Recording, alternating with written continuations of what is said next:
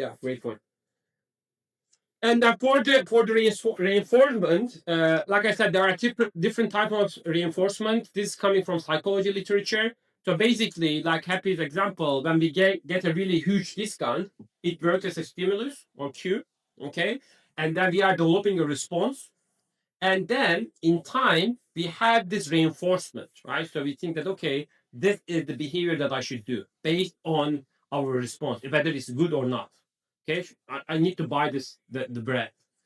And there are a couple of different types of it. First one is positive reinforcement. Positive reinforcement is basically the example of discount, right? Or like some other benefit. So you are giving them a benefit. So in this one, you are giving a star or bonus or points, and said that in return you also do something for me, buy from me. So it's called positive reinforcement. It's kind of win-win situation, right? So, and then the negative reinforcement, it is a bit hard to grasp at the beginning. Still, reinforcement means you are trying to increase a certain behavior. Here, the brand is trying to sell the product. It's called reinforcement, right? So increase the behavior. But negative means instead of giving them something, you are promising that you will take away something they don't like. That's your promise. And what is the promise here?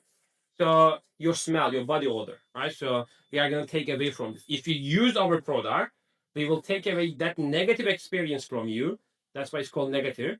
And then you need to keep buying from us. So that's reinforcement behavior psychologically. Because every time it doesn't mean that you have to give them something all the time, right? So in a way, actually thinking about the discount example can be a really good negative reinforcement too, because you are taking away something they don't like, right? So they don't want to pay, right? This is negative, so you are decreasing it. Instead of paying me 100, pay me 30.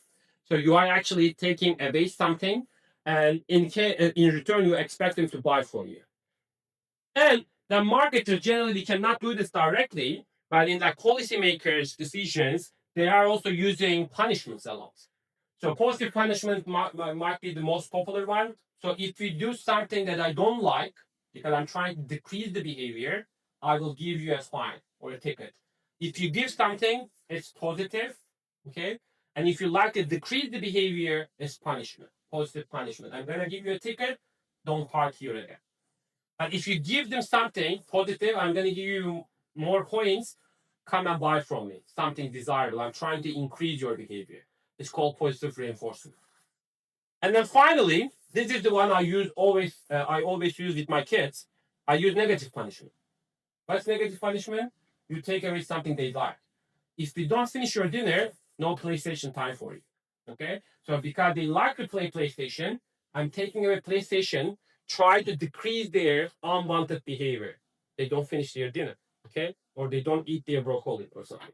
And this is called negative punishment. Can you repeat the positive punishment? So in the positive, you are giving them something. At this point, it's punishment. We are trying to decrease their behavior. So for the punishment part, we are trying to decrease a certain behavior, unwanted behavior. Okay, and when you give something like a ticket, it's positive. When you take away something they like, it's negative.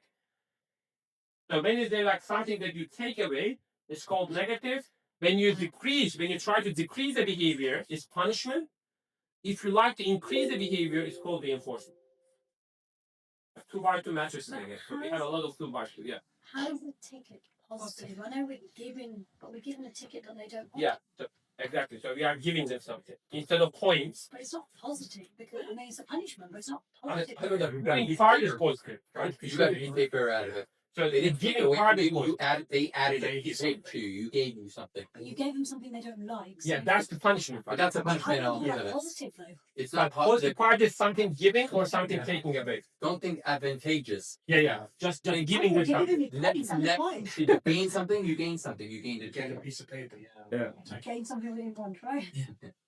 Thank you. Yeah, no. Thank you for your help. So a good question. But this is like I said, it's coming from psychology literature, and it is highly applicable to consumer, right? So that's why we have like a couple of examples as well. So, but on top of it, when we have this, keep doing this reinforcement behavior, when we provide this type of, good, whether negative reinforcement, positive reinforcement, try to increase their behavior.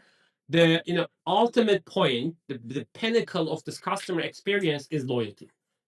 Okay, because every marketer's dream is having loyal customers. So what is loyalty? So without any incentive, you keep coming and buying from me. Okay, and that's the most profitable customers. And I'm sure you all know Almighty Harvey Specter. Anyone knows Harvey Specter? Yeah. Yes. So from Suits. If you haven't watched the TV show, you are lucky. You can watch it from the beginning. And there's a good quote from that TV show. And it's again like applicable to marketing. Loyalty is a two-way street. If I'm asking for it from you, then you are getting it from me. Going back to positive reinforcement, negative reinforcement. If you want loyal customers, you need to give them something, right? Or you need to take away something they don't like. So that is the key relationship for loyalty. And for loyalty, there are so many studies about one of the most famous ones is Reichelt 1996 book actually. It's called Loyalty Effect, and it has like so many controversial points. That because normally you need to acquire customers. Like customer acquisition is costly. So we will learn about the cost of advertising and everything, especially in the competitive environments. It is getting like costlier and costlier because you need to spend a lot of money and like you need to be everywhere. You need to provide them something. So that's why customer acquisition is costly. What is the alternative? Customer retention. So you need to value your existing customers and try to keep them because the worst thing is losing customers. So getting new customers is hard and losing is really bad for your business. And that's why loyalty effect is said long-term customers, loyal customers are the best because no acquisition costs and they buy more in general. They are more resilient to price increases. They don't actually that change their decision if you slightly increase the prices and introduce more new customers. They talk about your business to others. Okay, you get referrals from them, and they are cheaper to handle because, like I said, they are not seeking any discount or anything. So they like your product and they stay longer for in your business in general. So this is the ultimate dream for marketers, having loyal customers. That's why you have so many loyalty points in like airlines, right? So Avios points or Nectar points and everything. So to have loyal customers. Okay. And of course, that it depends on different industry, but there are some recent studies show that actually it's not true because it's getting costlier and costlier to have loyal customers too. So when they give you Avios points, if you like frequently fly and redeem those points, actually airline losing money on you, right? If they keep giving you those benefits and if you are regularly using them in there, it's not profitable for them. So that is the again like another dilemma that we have. You need to make the calculations based on the customer lifetime value. I'm hoping that we are going to have time to that activity today. Based on the customer lifetime value, you should make your own calculation whether it is making any sense or not, like giving them all of those benefits and stuff. Okay.